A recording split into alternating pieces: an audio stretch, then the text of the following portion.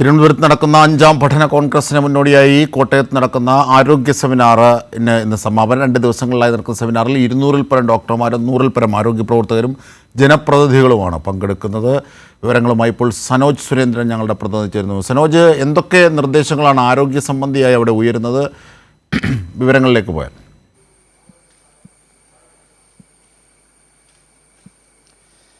അജിംഷാദ്, 5ാമത് അന്താരാഷ്ട്ര പഠന കോൺഗ്രസിന്റെ മുന്നോടിയായിട്ടാണ് സംസ്ഥാന വ്യാപകമായി ഇത്തരത്തിൽ വിവിധ തരത്തിലുള്ള സെമിനാറുകൾ, വിവിധ മേഖലയുമായി ബന്ധപ്പെട്ടുകൊണ്ടുള്ള വിഷയങ്ങളിൽ സെമിനാറുകൾ സംഘടിപ്പിച്ചുകൊണ്ടിരിക്കുന്നത്. ഇതിന്റെ ഭാഗമായി കോട്ടയത്ത് നടക്കുന്നത് ആരോഗ്യ സെമിനാറാണ്. 2 ദിവസങ്ങളിലായി നടക്കുന്ന സെമിനാർ ഇന്നലെ കേരളത്തിന്റെ ആരോഗ്യമന്ത്രി വീണ ജോർജ് ഉദ്ഘാടനം ചെയ്തിരുന്നു. മന്ത്രി VN വാസവൻ, ഒപ്പം തന്നെ doctor B Iqbal, Thomas Isaac ഉൾപ്പെടെയുള്ള ആളുകൾ നേതൃത്വത്തിലാണ് ഈ പരിപാടി സംഘടിപ്പിക്കപ്പെട്ടിട്ടുള്ളത്. ആരോഗ്യ മേഖലയുമായി ബന്ധപ്പെട്ടുകൊണ്ട് 200-ൽ പരം ഡോക്ടർമാർ, ഒപ്പം തന്നെ 100-ലേറെ ആരോഗ്യ പ്രവർത്തകർ, മറ്റ് തദ്ദേശ സ്വയംഭരണ സ്ഥാപനങ്ങളിലെ ജനപ്രതിനിധികൾ, വിവിധ മേഖലയിൽ പ്രവർത്തിക്കുന്ന രാഷ്ട്രീയ, സാമൂഹിക, സാംസ്കാരിക മേഖലയിലെ ബഹുമുഖ പ്രതിഭകൾ ഉൾപ്പെടെയുള്ള ആളുകൾ ഈ ആരോഗ്യ സെമിനാറിൽ പങ്കെടുക്കുന്നുണ്ട്. നമുക്കറിയാം, കേരളത്തിൽ ഇടതുപക്ഷ സർക്കാരുകൾ അധികാരത്തിൽ വന്നപ്പോൾ ഈ പഠന കോൺഗ്രസുകൾ 1994-ലാണ് ആദ്യമായി പഠന കോൺഗ്രസിന് തുടക്കം കുറിച്ചത്. ഈ പഠന കോൺഗ്രസിൽ ഉണ്ടായിട്ടുള്ള നയരൂപീകരണങ്ങൾ, ചർച്ചകൾ, ഇതിൻ്റെയൊക്കെ അടിസ്ഥാനത്തിൽ പിന്നീട് വന്ന ഇടതുപക്ഷ സർക്കാരുകൾ ഈ സെമിനാറുകളിൽ നടന്ന ചർച്ചകൾ പിന്നീട് ഇതിൻ്റെ ഭാഗമാക്കി മാറ്റുന്ന ഒരു സാഹചര്യമുണ്ടായി, ഭരണത്തിൻ്റെ ഭാഗമാക്കി മാറ്റുകയും അത് നടപ്പാക്കുകയും ചെയ്യുന്ന സാഹചര്യമുണ്ടായിരുന്നു.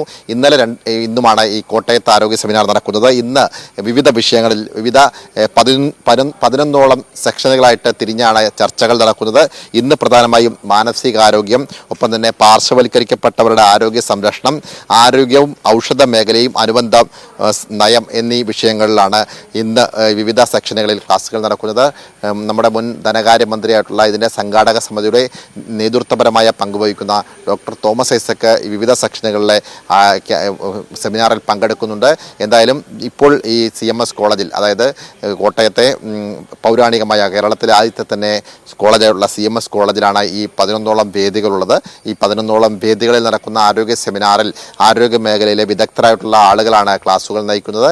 അവിടെ ഉണ്ടാകുന്ന ചർച്ചകൾ ഭാവി കേരളത്തെ ആരോഗ്യ മേഖലയുമായി ബന്ധപ്പെടുത്തിക്കൊണ്ട് എന്തെല്ലാം മാർഗനിർദ്ദേശങ്ങൾ നടപ്പാക്കാൻ കഴിയുമെന്നുള്ള വിവിധ കാര്യങ്ങളിലുള്ള ആരോഗ്യകരമായ ചർച്ചകളാണ് ഈ സെമിനാറിൽ നടന്നുകൊണ്ടിരിക്കുന്നത്. അജിംഷാദ്. ശരി സനോജ് സുരേന്ദ്രനാണ് വിവരങ്ങൾ, വിശദാംശങ്ങൾ കോട്ടയത്ത് നിന്ന് നൽകിയത്.